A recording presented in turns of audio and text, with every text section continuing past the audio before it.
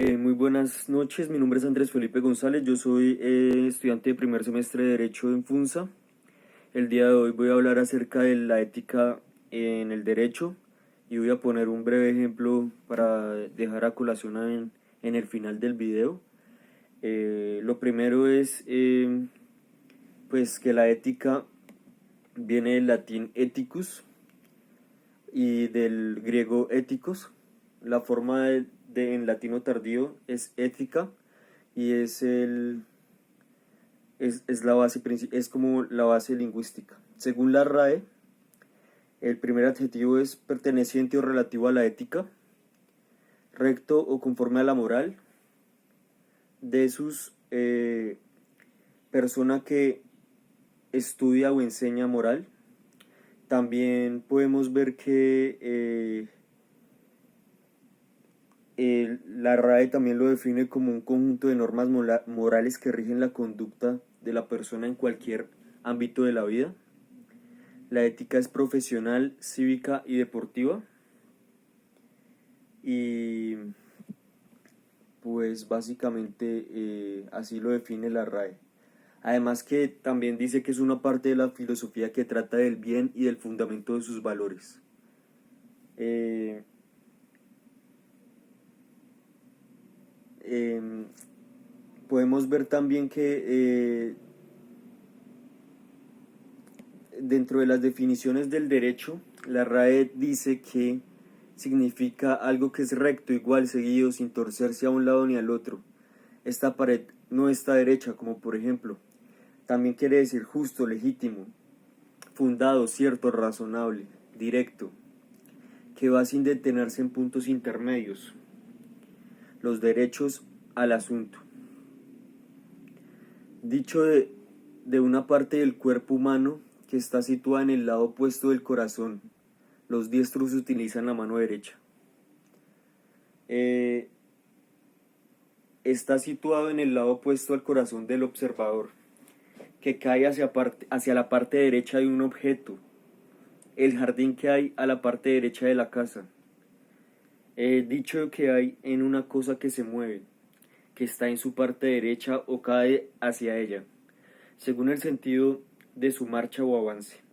El faro derecho del autobús, la orilla derecha del río. Facultad del ser humano para hacer legítimamente lo que conduce a los fines de su vida. También en cuanto al el tema jurídico, la RAE lo determina como la facultad de hacer o exigir todo aquello que la ley o la autoridad establece en nuestro favor o que el dueño de una cosa nos permite en ella. Facultades de obligaciones que derivan en el estado de una persona o de sus relaciones con respecto a otras. El derecho del padre, los derechos humanos. Justicia, razón, conjunto de principios y normas expresivos de una idea de justicia y de orden que regulan las relaciones humanas en toda y cuya observancia puede ser impuesta de manera coactiva. Ciencia que estudia el derecho, conjunto de principios y normas. Exención, franquicia, privilegio, lado de una tela, papel, tabla, o en el cual por ser el que ha de verse aparecen la labor y el color con la perfección conveniente. Cantidad que se paga según un arancel por la utilización de cosas o servicios de una administración pública, corporativa o privada, o derechos aduaneros.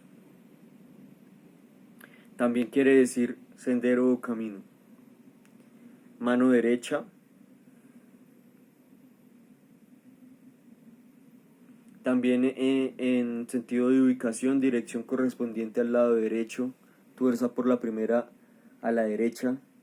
También camino que llevan cuando siguen la casa. En las asambleas parlamentarias los representantes de los partidos conservadores son de derecha, como los girordinos y los jacobinos en Francia, quienes los jacobinos eran los de izquierda y los girordinos de derecha. Conjunto de perros de caza que se sueltan según determinadas reglas para seguir la presa. También el adverbio derechamente, derecho administrativo, parte del ordenamiento jurídico que regula la administración pública, su organización y sus servicios, así como sus relaciones con los ciudadanos. Derecho adquirido, derecho que es una determinada persona que tiene virtud de una ley y que ha de ser respetado por la legislación posterior.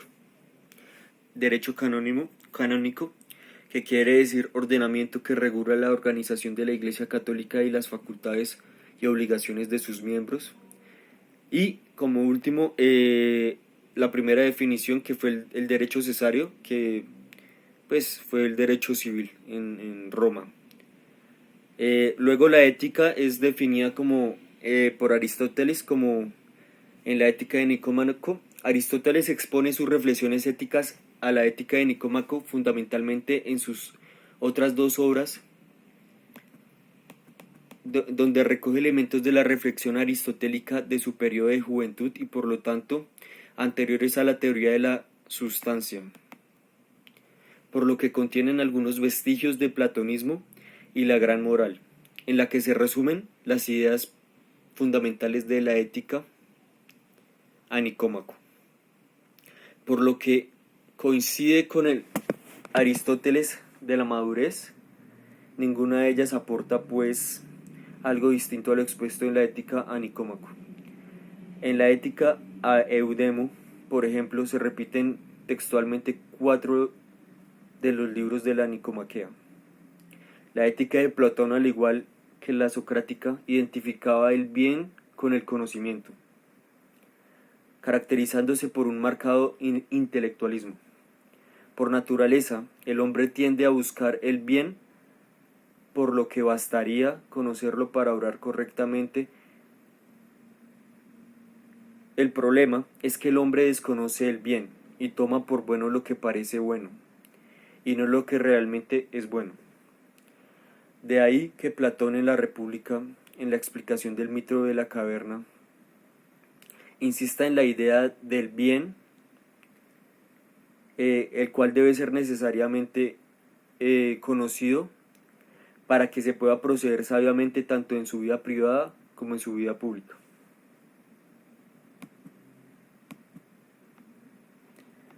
Una idea del bien es que es única y la misma para todos los hombres. Para Aristóteles, sin embargo, en consonancia con su rechazo de la subsistencia de las formas, no es posible afirmar la existencia del bien en sí, de un único tipo de bien, del mismo modo en que el ser se dice de muchas maneras. Habrá también muchos tipos de bienes. Todo arte, toda investigación científica, lo mismo que toda acción y elección parece entender algún bien, y por ello definieron con toda pulcritud el bien los que dijeron ser aquello a que todas las cosas aspiran. Aristóteles, Ética a Nicómaco, libro primero. Siendo que, como son en gran número las acciones de las artes y las ciencias, muchos serán por consiguiente los fines. Así el fin de la medicina es la salud, el de la construcción naval el navío, el de las estrategias la victoria y el de la ciencia económica la riqueza. La ética a Nicómaco comienza afirmando que toda acción humana se realiza en vistas a un fin, y el fin de la acción es el bien que se busca. El fin, por lo tanto, se identifica con el bien, pero muchas de esas acciones emprendidas por el hombre son un instrumento para conseguir a su vez otro fin, otro bien. Por ejemplo, nos alimentamos adecuadamente para gozar de salud, por lo que la correcta alimentación, que es un fin, es también un instrumento para conseguir otro fin, la salud. ¿Hay algún fin último? Es decir, ¿hay algún bien que se persiga por sí mismo y no como instrumento para alcanzar otro bien? Aristóteles nos dice que la felicidad es el bien último que aspiran todos los hombres, por naturaleza. La naturaleza nos impele a buscar la felicidad, una felicidad que Aristóteles identifica como la buena vida, como una vida buena. pero no todos los hombres tienen la misma concepción de lo que es una vida buena. De la felicidad, para unos la felicidad consiste en el placer, para otros en las riquezas, para otros en los honores, etc. Es posible encontrar algún hilo conductor que permita decidir en qué consiste la felicidad más allá de los prejuicios de cada cual. No se trata de buscar una definición de felicidad al modo en que Platón busca la idea de bien, toda vez que el intelectualismo platónico ha sido ya rechazado.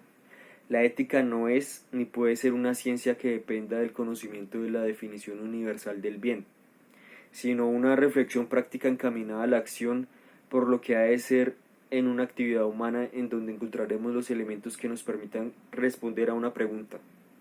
Cada sustancia tiene una función propia que viene determinada por su naturaleza. Actuar en contra de esa función equivale a actuar en contra de la naturaleza. Una cama ha de servir para dormir, por ejemplo, un cuchillo para cortar. Si no cumplen su función, diremos que son una mala cama o un mal cuchillo. Si la cumplen, diremos que tienen la virtud, arete, que le es propia permitir el descanso o cortar, respectivamente. Y por lo tanto diremos que son una buena cama o un buen cuchillo. La virtud, pues, se identifica con cierta capacidad o excelencia propia de una sustancia o de una actividad o de una profesión, por ejemplo. Cada vez que cierta cosa que fue diseñada para cumplir cierto objetivo, asimismo, si éste es llega cumplido a su cabalidad, pues se dirá que cumple su función. Si sus actos le conducen a realizar esta función, serán virtuosos. En el caso contrario, serán vicios que le alejarán de su propia naturaleza, de lo que en ella hay de característico o excelente, y con ello como resultado a la felicidad. Si queremos resolver el problema de la felicidad, el problema de la moralidad, hemos de volvernos hacia la naturaleza del hombre y no hacia la definición del hipotético bien en sí. Ahora bien, el hombre es una sustancia compuesta de alma y cuerpo, por lo que junto a las tendencias apetitivas propias de su naturaleza animal, encontraremos tendencias intelectivas propias de su naturaleza racional. Ahora pues dos formas propias de comportamiento y por lo tanto dos tipos de virtudes. Las virtudes éticas propias de la parte apetitiva y volitiva de la naturaleza humana y las virtudes dianoéticas propias de la dianonia del pensamiento de las funciones intelectivas del alma. Siendo pues de dos especies la virtud, intelectual y moral. La intelectual debe ser sobre todo al magisterio de su nacimiento y desarrollo y por eso ha de menester de experiencia y de tiempo, en tanto que la virtud moral ética es fruto de la costumbre, ethos, de la cual ha tomado su nombre por una ligera reflexión del vocablo ethos de Aristóteles. Para el estudio de la mejor comprensión de la ética que nos ocupa, es decir, la ética jurídica, es el área que compete la creación de esta investigación, podemos señalar lo siguiente. La ética jurídica es una subdivisión de la ética general y puede ser entendida como la ciencia práctica que estudia racionalmente la bondad y la maldad. El acto jurídico derivado de un ordenamiento jurídico también puede ser una causal de definición de ética en derecho, considerando que todo postulado jurídico por regla general lleva consigo la unión de lo bueno y de lo malo. Es un esfuerzo que finaliza con el discernir social. La ética jurídica representa el instrumento inseparable en el ejercicio profesional de todo abogado. La moral se determina en función de las necesidades de cada sociedad y el establecimiento del entorno de ésta. Ya que es empírica, es decir, es práctica, estudia los medios, virtudes y deberes según corresponden al medio social, guiada por las formas de conciencia que dependen a su vez del sistema social y las condiciones de vida de cada persona, ya sean económicas, políticas o culturales. La diferencia esencial entre el derecho y la moral estriba en que el derecho tiene por objeto las relaciones entre personas, mientras que la moral recae sobre el hombre en cuanto a individuo. Pues básicamente podemos ver cómo la ética y la moral, sobre todo en el naturalismo, hacen parte de una misma estirpe, pues porque generalmente los pensadores y los naturalistas, como por ejemplo Carneluti, no podían concebir un derecho sin moral. Sin embargo, yo quería poner un ejemplo que alguna vez en una universidad muy reconocida en Estados Unidos, un profesor le preguntó a sus estudiantes acerca de qué debían ellos decidir en un caso fortuito, si debían salvar la vida de una persona o muchas personas. Entonces básicamente el ejemplo es el siguiente: hay una vía de tren en la cual hay una división, hay 10 personas amarradas en la primera vía y en la segunda vía hay una sola persona. El profesor le preguntaba a los estudiantes a quién de esas personas o esos dos grupos decidían ellos salvar, si a los 10 personajes o a la persona que estaba amarrada individualmente. Más adelante, pues la mayoría de los estudiantes respondieron que ellos decidían salvar a las 10 personas y dejar morir atropellado por el tren a la persona solamente la persona que estaba amarrada. Sin embargo, el profesor les preguntó después si ellos decidían